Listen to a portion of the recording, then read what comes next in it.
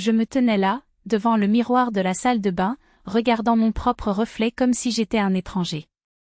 Le violet sous ses yeux s'assombrissait déjà, la coupure sur sa lèvre brûlait à chaque clignement, et les doigts marqués de rouge sur sa peau devenaient blancs là où la pression avait été la plus forte. Tout cela à cause d'un simple bol de soupe. De l'autre côté du mur, Michail dormait paisiblement, respirant profondément et régulièrement, comme si de rien n'était. Comme si, il y a une demi-heure, il ne s'était pas lancé dans un cri rauque, n'avait pas jeté une assiette contre le mur et ne s'était pas cogné jusqu'à ce que je tombe. « Tu gâches tout exprès » criait-il à l'époque en me secouant par les épaules, comme si un peu de sel supplémentaire dans le bouillon justifiait le poids de ses mains sur moi. J'ai ouvert le robinet et laissé l'eau glacée couler sur mes doigts avant de les presser contre ma lèvre gonflée. La douleur physique était presque un soulagement comparé au vide qui grandissait en moi. Parce que je le savais, ce n'était pas la première fois. Et vu l'évolution des choses, ce ne serait pas la dernière. La première attaque avait eu lieu il y a 6 mois. À ce moment-là, il a pleuré, imploré pardon 3 jours de suite, rempli la maison de fleurs et juré, la main sur le cœur, qu'il ne lèverait plus jamais le petit doigt contre moi. C'était le stress du travail, explique-t-il, la voix tremblante. Je ne le voulais pas. J'ai perdu le contrôle. Je voulais croire. J'avais besoin de croire. Il y a 1 mois, l'excuse était différente, je suis arrivée 10 minutes plus tard que prévu. Une épouse honnête sait quand rentrer à la maison, a-t-il craché alors que j'essayais de retenir mes larmes. Plus de fleurs. Plus de promesses. Encore des excuses que j'ai avalées comme s'il s'agissait de pilules amères, en espérant que, cette fois, elles feraient effet. Aujourd'hui, la raison était borche. Peut-être que j'en ai exagéré avec le sel. Peut-être que j'ai été distrait par un message sur mon téléphone portable pendant que je remuais la marmite. Mais est-ce que cela, quelle que soit l'erreur, justifiait les gifles, les poussées, la main serrée autour de mon cou, la serrant jusqu'à ce que je voie des étoiles? Tu fais ça exprès, a-t-il crié en me jetant contre le mur. Tu veux m'humilier devant les autres avec cette nourriture sale. J'ai essayé de lui expliquer, de marmonner que ce n'était pas intentionnel, mais il ne voulait pas l'entendre. Tais-toi. J'en ai marre de tes excuses boiteuses. Et puis sont venus les coups. D'abord sur le visage. Puis, ses doigts sur mon cou, se pressant, comme s'il voulait effacer ma voix pour toujours. Quand il m'a finalement lâché, c'était avec un air de dégoût, comme si j'étais la poubelle qu'il avait créée. Réparez ce gâchis, ordonna-t-il sèchement, avant de rejoindre sa chambre pour se brosser les dents et se coucher, comme si de rien n'était.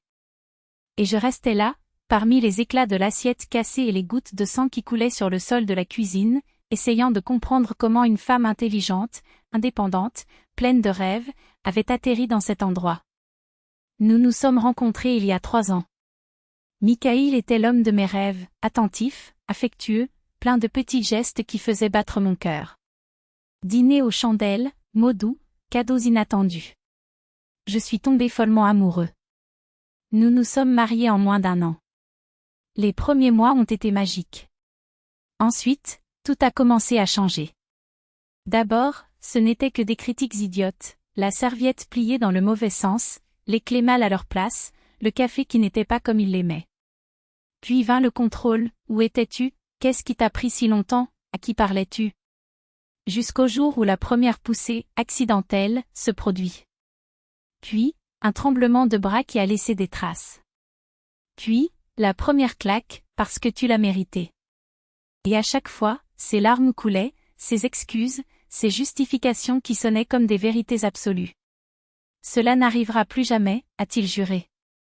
Et moi, comme un imbécile, j'ai cru. Car comment un homme qui m'aimait en pouvait-il être un monstre? Mais la vérité est que les monstres ne naissent pas tout faits. Ils se forgent petit à petit, à mesure qu'ils convainquent leurs victimes que la violence n'est qu'un détour, une erreur passagère, quelque chose qui peut et doit être pardonné. J'ai pris mon téléphone portable en me serrant la main et j'ai ouvert la liste de contacts. Mère. Sœur. Ami. Qui appeler? Que dire? Salut, je voulais juste te dire que mon mari m'a donné une fessée aujourd'hui. Il ne le croirait pas. Pour le monde, Michail était le mari parfait, prospère, instruit, charmant. Lors des fêtes, c'était l'homme qui ouvrait la porte aux femmes, qui complimentait mes vêtements, qui racontait des blagues et faisait rire tout le monde. Comment avez-vous trouvé un mari aussi merveilleux? Lui ont demandé ses amis, le regard plein d'envie. J'ai souri, j'ai accepté, tout en cachant les bleus sous des couches de correcteur. J'ai tapé le numéro de Nastia, mais je n'ai pas pu terminer l'appel. Que penserait-elle? Que j'avais perdu la tête? Qu'il inventait des choses? J'ai préparé du thé, je me suis assis à la table de la cuisine et je suis resté là, réfléchissant à chaque mot, à chaque regard, à chaque instant qui nous a conduits à ce point. Étais-je vraiment le problème? Peut-être que Michaïl avait raison. Peut-être que j'étais une mauvaise épouse. Après tout, il ne m'a jamais frappé sans raison. La soupe était trop salée, la chemise n'était pas repassée, un mot déplacé. Peut-être que n'importe quelle autre femme le saurait. Peut-être que je méritais ça. Mais ensuite je me suis souvenu de mes parents. Mon père n'avait jamais élevé la voix vers ma mère, encore moins la main. Même si elle brûlait le dîner ou oubliait un rendez-vous, il pouvait être bouleversé, mais il ne l'aurait jamais touché violemment. Parce que les gens qui aiment ne font pas de mal à ceux qu'ils aiment. Pas comme ça.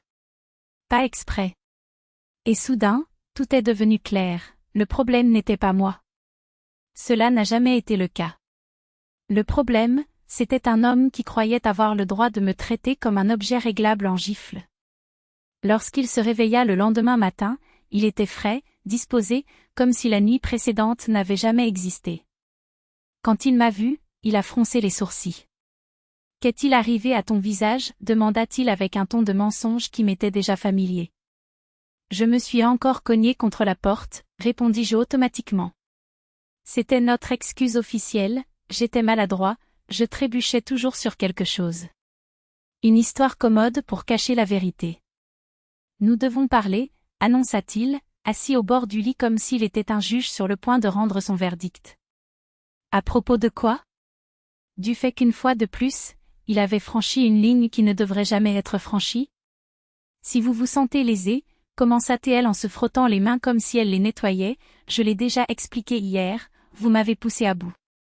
Je travaille toute la journée comme un forçat, je rentre à la maison et qu'est-ce que je trouve? De la nourriture non comestible. N'importe qui perdrait patience. Tu m'as frappé, Michaïl. Ce n'est pas normal. Je n'ai pas touché, j'ai corrigé. Et c'était mérité. Peut-être que maintenant tu apprendras à bien cuisiner. Un correcteur? Répétai-je avec incrédulité. La violence physique peut-elle être méritée? Il a ri, comme si j'étais un enfant qui agissait à cause d'une égratignure. N'en faites pas trop. Une gifle n'est pas de la violence. La violence, c'est quand il tue. Vous devriez être reconnaissant de ne pas être allé aussi loin. Dans son esprit, un coup de poing n'était qu'une méthode pédagogique. L'homme a le droit, voire l'obligation, de remettre sa femme à sa place. Et moi, en tant qu'épouse, je devrais accepter cela comme faisant partie du package. Je veux que tu t'excuses, dit-il, sa voix ferme malgré le tremblement de ses mains. Et promets-moi que tu ne me toucheras plus jamais. Des excuses pourquoi? C'est vous qui avez provoqué ça. Les femmes honnêtes ne laissent pas leur mari dans cet état. Les maris honnêtes ne battent pas leurs femmes, quelles que soient leurs conditions. Il laissa échapper un rire sarcastique. Ah, maintenant vas-tu m'apprendre une leçon de morale? La vie n'est pas un conte de fées, ma chérie. Parfois, il faut montrer qui est le patron. Montre-moi qui est le patron, répétai-je, sentant quelque chose en moi se briser une fois pour toutes. Je ne suis pas ta propriété. Je ne suis pas un enfant qui a besoin d'une fessée pour apprendre. Mais il s'était déjà levé, impatient. Assez de drame. Je dois travailler. Et toi? Il me pointa du doigt, le soir, je veux un dîner décent sur la table. Pas de scène. Il est parti en claquant la porte et je suis resté là, avec la certitude glaciale que ce chapitre de ma vie était terminé. J'ai appelé le travail et j'ai dit que j'étais malade. Puis, les doigts toujours tremblants, j'ai composé le numéro de la ligne d'assistance en cas de violence domestique. J'ai regardé l'écran pendant des minutes, mon cœur battant si fort que j'ai cru qu'il allait exploser. Jusqu'à ce que finalement j'appuie sur le bouton d'appel. Bonjour, service d'assistance, répondit une voix calme à l'autre bout du fil. Je m'appelle Anna, dis-je, et les mots sortirent comme un soupir que je retenais depuis des mois. Mon mari, il me bat. C'était la première fois que je l'admettais à voix haute. Et à ce moment-là, j'ai su que c'était la première étape pour me sauver. La femme de l'autre côté ne m'a pas jugée. Il ne m'a pas demandé ce que j'avais fait pour le provoquer. J'ai juste dit, avec une fermeté qui m'a donné de la force, ce n'est pas de ta faute. Et tu n'es pas obligé de l'accepter. À la fin de la journée, j'avais déjà un plan, l'adresse d'un refuge, le numéro d'un ami qui vivait dans une autre ville et qui pourrait m'accueillir, une valise cachée dans le placard avec l'essentiel. Lorsque Michael est arrivé à la maison le soir, il était de bonne humeur. J'ai préparé son plat préféré, j'ai souri pendant qu'il louait la nourriture, j'ai fait comme si tout était normal. Jusqu'à ce que, quand il a fini de manger, je l'ai regardé dans les yeux et lui ai dit, « Misha, je m'en vais. » Il se figea, la fourchette flottant dans les airs. « Quoi ? Demain matin, je pars. Et je ne reviens pas. À cause de ça hier ? » Il rit avec incrédulité. « Tu sais que ce n'était pas exprès. C'est toi qui m'as provoqué. » « Non, Michael. C'est toi qui m'as frappé. Et tu vas continuer à me frapper, parce que tu penses que tu en as le droit. Mais je ne le permettrai plus. » Il se releva lentement, ses yeux s'assombrissant de cette façon que je connaissais déjà bien. « Tu ne vas nulle part. Tu es ma femme. Et tu vas faire ce que je dis. » « Non, » répondis-je en reculant jusqu'à sentir la lame du couteau de cuisine contre mon dos. « Je n'y vais pas. » Il a levé la main, mais cette fois je n'ai pas bronché. « Si vous vous approchez, je crierai. Et j'appellerai la police. »« Qui va te croire, » ricana-t-il. « Tout le monde sait à quel point tu es parfait. Quel mari exemplaire je suis. Peut-être, ai-je accepté. Mais je vais croire en moi. Et c'est ce qui compte. » Et, pour la première fois depuis longtemps, j'ai ressenti quelque chose que j'avais oublié, la certitude que, peu importe ce qui m'attendait, je méritais quelque chose de bien mieux que cela. « Voyons qui aura le pire, » grogna-t-il, comme s'il avait encore un tour dans son sac. Mais quand j'ai essayé de tenir encore, je n'ai pas hésité, j'ai appelé la police. Michael ne s'y attendait pas. Son visage s'est déformé sous un masque d'incrédulité lorsque les policiers sont arrivés, ont enregistré les marques sur mon corps et ont rédigé un rapport de police. Il a essayé de se justifier, juste une dispute de couple, mais les bleus sur ma peau criaient plus fort que ses excuses boiteuses. « Où vas-tu vivre ?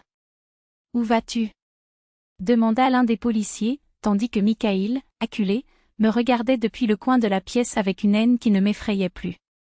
C'était une petite et mesquine haine, la haine de quelqu'un qui se rend compte qu'il a perdu la partie. Un mois plus tard, le divorce était finalisé. Michael a tout essayé, des promesses de changement, des vœux de suivre une thérapie, des assurances qu'il ne lèverait plus jamais la main. Mais je connaissais déjà la vérité que les femmes apprennent de première main, celles qui frappent ne changent pas par les mots, elles ne changent que lorsque les conséquences les obligent à se regarder dans le miroir. Et ces conséquences faisaient perdre tout. Aujourd'hui, je vis seule. Je construis une nouvelle vie, brique par brique, sans peur ni excuse. Parfois je le vois dans la rue. Il détourne toujours le regard. On dit qu'il a une autre femme. Je compatis pour elle, pas pour la trahison, mais pour l'illusion qu'elle ne sait pas encore qu'elle vit. Cette soupe trop salée était la dernière chose que je lui avais préparée. Et tu sais ? Je ne l'ai jamais regrettée. Parce que certaines recettes sont mieux brûlées que servies à ceux qui ne méritent même pas les miettes.